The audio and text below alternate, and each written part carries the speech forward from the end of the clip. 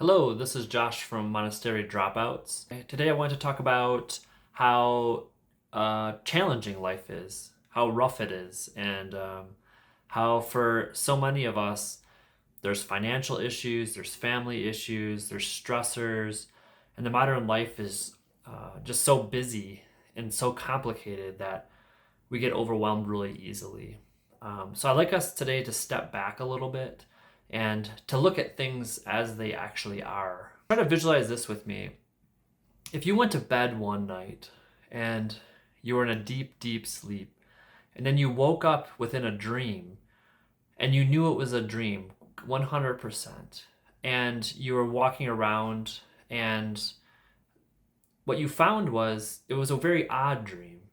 And the dream was the same thing as what you do in your daily life, the same life that you live now, but you know 100% you're in a dream world.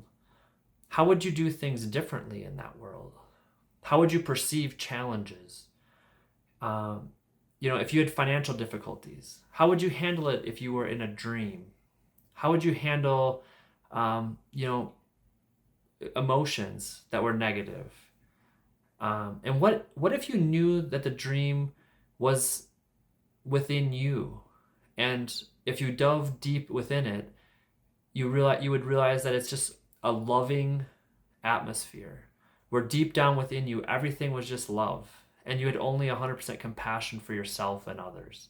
How would you live your life differently within that dream? And the reason I ask that is because many people throughout the ages and many saints have said that we're just living in the dream of God, that this is a dream world of a wider consciousness. And so, do things that we take so seriously, do they matter that much? And what does matter? So, if we have, 70, 80, 90, 100 years in this world, and it's just a dream world, how are we going to do things differently? And I've decided that I I want to enjoy this. I want to enjoy everything I get to experience.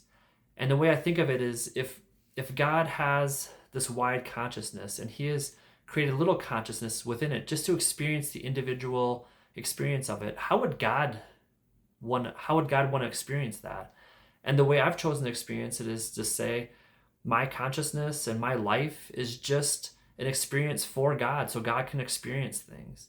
And that means that every single experience, whether it's positive or negative or blissful or painful, it's all for the fun of it. It's all a dream world that we just get to enjoy this interaction between ourselves and others, and we get to experience ourselves as these little bodies living in these chaotic worlds. It's like a theater. It's like we're living a play. And so people say that through your thoughts you can change the world, and like your consciousness affects the wider consciousness, and so things move towards you by what you put out and how you think and things like that. And I think a lot of that is very, very true. So what kind of thoughts do you want to have? And I would say, even when negative things are happening, and even with all the voices that were given to us by our parents and as we grew up, we can choose as adults what type of things we want to put out there. And every religion says this. They say basically the same thing about how you reap what you sow. Or one part of the Bible says, like, judge not, for which judgment you give, it comes back to you. And so there's like this, whatever you're putting out comes back to you. So if we're living in this amorphous dream world where the energies that we put out come back to us, and the thoughts that we give towards other, they're what we feel. So if we are super, super angry towards someone, then what do we feel? We feel that curse upon us because we feel horrible. And if we just walk around and we love people and we just feel so joyful for other people and we wish the best for other people, what happens then? Then we become the blessing. We get to experience the blessings that we give to others. If we're laughing and joyful, then we get to experience that. And that's one reason it's good to be positive over negative. And I think people are like, well, you need to be real. It's like, well, we need to be real to a certain extent, but we also need to recognize that this is a dream. That when our bodies fade and they die, most of this isn't going to matter. What's going to matter is the interactions and the love that we shared. No one in their deathbed has said, I wish I would have cursed someone more. Or, I wish I would have had more things. Or, man, I wish I like did this or that or this or that. It's like, no, like you cherish your family, you cherish the connections, you cherish what you've given to the world. So I just want to help you free your mind a little bit by recognizing that what if the world is kind of a dream and it's kind of a joke and it's kind of a play, it's something for our entertainment. And as we get into that wider consciousness, every little interaction, anything that moves becomes a movement of bliss. So if you're in a wider consciousness, any type of vocalization, any type of interaction, those things are just joyful and peaceful, and they just feel really good inside you.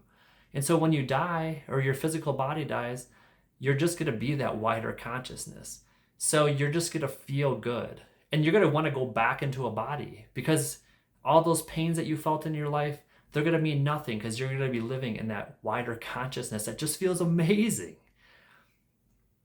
So it's just something to think about as we go through our days. And trust me, I get caught up in the dramas as well. I'm just trying to minimize those moments where I get caught up in the dramas. And I'm trying to extend those feelings of expandedness, extend those feelings of joy and bliss and love towards others into my day. And if some conflict comes up with someone and I feel I'm getting pulled into that drama, I try to take a few deep breaths and step back for a second and slow things down. So that's going to be the motivation for our days. And so if you're struggling right now, I recommend trying to visualize it. Just sit down for a few minutes. Give yourself a few minutes every day just to take some deep breaths and love yourself and take care of yourself. And try to visualize the idea that we could be in a dream world, and this could just all be for our own entertainment. And I know things are really, really hard for some people, and we go into those things and we come out of them. So you're never going to be 100% stuck all the time. If you're in a hole, you just start digging your way out and enjoy the process. So I appreciate you listening, and I hope that this helps for you.